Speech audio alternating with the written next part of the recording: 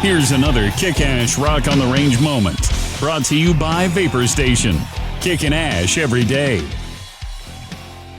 Rock on the Range 2016. It is the 10-year anniversary backstage with Baker. We are here with John from Lamb of God. You guys are headlining Stage 2 out there today. Yeah. You guys have played back here a couple years ago, 3 years ago, I believe. You headlined Stage 2 then.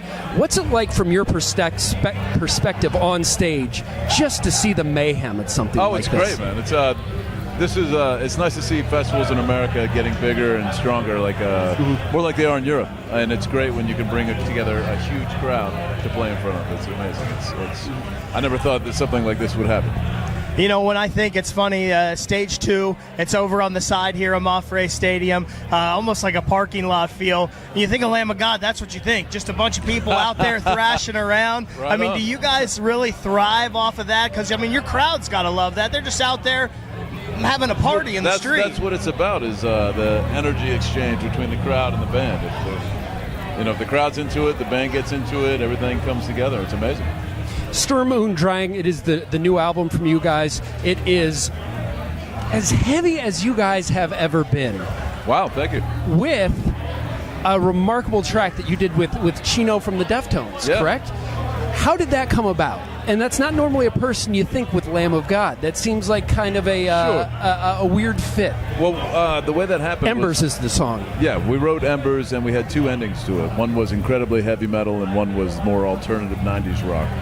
And you can guess we went with the alternative 90s rock ending, as that's what we were calling it. And the discussion was going down between Mark and Josh, the producer, about guest vocalists, and Mark's like, how about that fucking...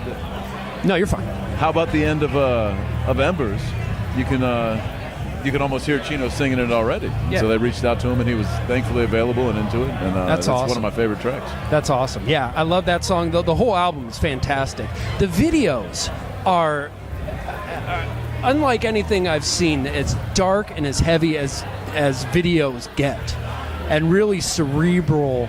Who comes up with these ideas? Do you leave it to the director, or do you guys? We kind of put out an idea and get some directors involved to submit ideas and these sorts of things. Sure. And then we have the luxury of being able to choose the one that we're mostly into. Mm-hmm. Yeah, if you're looking for a horror flick, don't bother going to the Red Box. Go and look at some Lamb of God videos. A little 2.5 to 4 minute dose.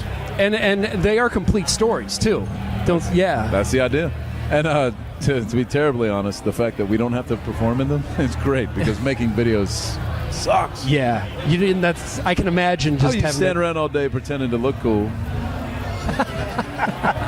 And you have to be there doing that. Yeah. On call whenever they're ready for you. Cool. Yeah. So Nuber talked about you guys working with Chino, and you guys obviously have other bands that you've toured with, friends with at big festivals like this.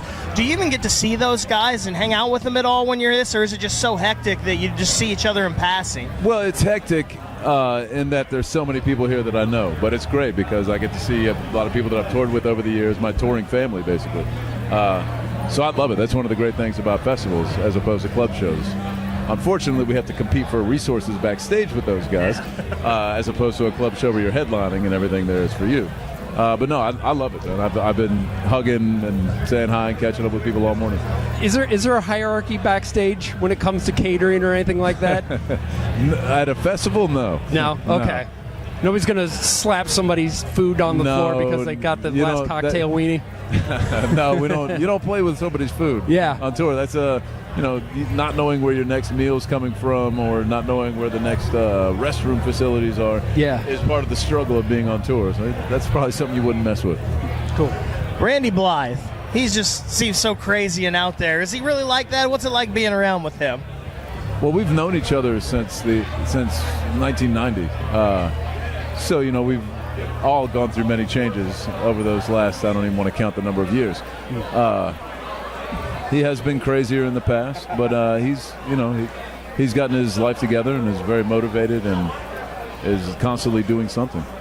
We can't wait to see it on stage tonight on the second stage, 7:20. You guys are headlining the second stage, which is I got to think the coolest spot to be in, just to have the parking lot all to yourself. There's no other bands playing at Rock on the Range at that time. Yeah, just you guys, a parking lot. It's a proper not Lamb having of God to compete show. with someone else playing is always great. Yeah, there you go. John from Lamb of God, thank you very much for My coming pleasure. here and joining us here at Rock on the Range 2016. I'm Nuber for 99.7 The Blitz. Word.